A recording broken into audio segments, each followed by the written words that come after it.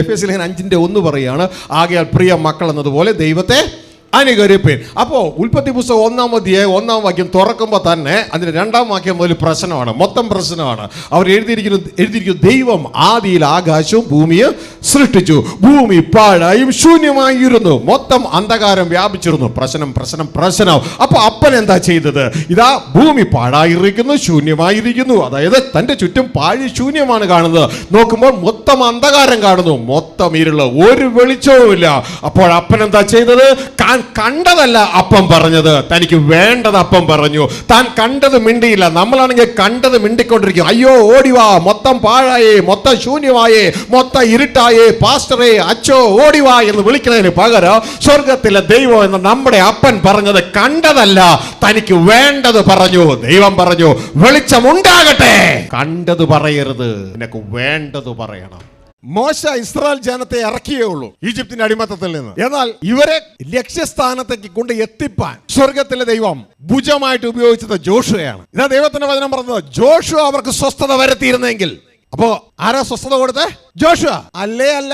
നമ്മുടെ പൊട്ടത്തരമാണ് ഇങ്ങനെയൊക്കെ ചിന്തിക്കണേ. സ്വസ്ഥത കൊടുത്ത ദൈവം ഉപയോഗിച്ച ഭുജമാണ് ജോഷുവ. യഹോവയാൻ ദൈവം സ്വർഗസ്ഥ പിതാവ് എല്ലാം ചെയ്യുന്നേ. അതിനുവേണ്ടി പല ഭുജങ്ങളും ഉപയോഗിക്കും. അത് മനുഷ്യരായിരിക്കാം, ദൂതവർഗമായിരിക്കാം, തന്റെ പുത്രനായ ക്രിസ്തു ആയിരിക്കാം. എല്ലാം ചെയ്യുന്നത് സ്വർഗസ്ഥ പിതാവായ യഹോവയാൻ ദൈവമാണ്. മനസ്സിലാക്കുക. പലരും ഇത് തിരിച്ചറിയാതെ എവിടെയൊക്കെ ക്രിസ്തു എന്ന് പറഞ്ഞു അത് ഉപയോഗിച്ചിട്ട് പിതാവിനെ ഔട്ടാക്കും. അങ്ങനെയല്ല, ഈ ക്രിസ്തുവും ഈ അപ്പന്റെ ഭുജമാണ്. ബൈബിൾ വളരെ വ്യക്തതയോടെ എഴുതിയിരിക്കുന്നു. ഇതാ നോഹയിലൂടെ 8 പേരെ രക്ഷിച്ചു, മോശയിലൂടെ കുറെ പേർ രക്ഷിച്ചു, പക്ഷെ എല്ലാവരും എത്തിയില്ല. അതിൽ കുറച്ചു പേർ ജോഷുവയിലൂടെ ലക്ഷ്യസ്ഥാനത്ത് എത്തി. എല്ലാവരും ഉപയോഗിച്ചത് സ്വർഗസ്ഥ പിതാവ് തന്നെയാണ്. ഇനി മോശയെ ഉപയോഗിച്ച അതേ ദൈവം ഇവിടെ തന്റെ പുത്രനായ ക്രിസ്തുവെ ഭുജമായിട്ട് ഉപയോഗിക്കുക. ക്രിസ്തുവിലൂടെ നമ്മളെ ഈജിപ്ത്.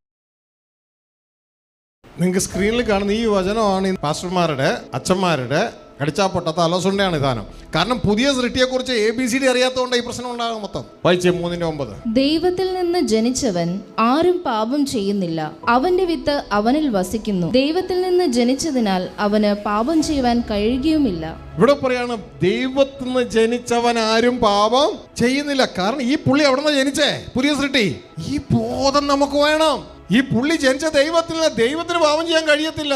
എന്താ മക്കളെ പാപം? ദൈവത്തിന്റെ ചിന്തയ്ക്ക് വിപരീതമായി ചെയ്യുന്നതാണ് പാപം. ഈ പുള്ളി സ്റ്റാർട്ട് ചെയ്യണത് തന്നെ ദൈവത്തിൽ നിന്നാണ്. ഈ സ്ട്രക്ചർ പഠിക്കുമ്പോൾ ഒരു ദൈവ പൈതൽ ഒരിക്കലും തൊന്നിൽ നിന്ന് ആരംഭിക്കത്തില്ല, ദൈവത്തിൽ നിന്ന് ആരംഭിക്കുക. ഈ വ്യക്തിക്ക് പാപം ചെയ്യാൻ കഴിയൂലെന്നേ. കാരണം ആരംഭം ദൈവത്തിന്റെ വിത്തിൽ നിന്ന്. അതുകൊണ്ട് പാപം ചെയ്യാൻ കഴിയത്തില്ല. ഇതാണ് നമ്മുടെ പുതിയ സൃഷ്ടി. ഇത് സ്വർഗീയ പൗരനാ, ഇത് ഭൂമിയിലെ പൗരനാ. ഇത് ജഡത്താൽ ജനിച്ചതാണ്, സ്ത്രീയിൽ നിന്ന് ജനിച്ചതാണ്. ഇത് ദൈവത്തിൽ നിന്ന് ജനിച്ചത്.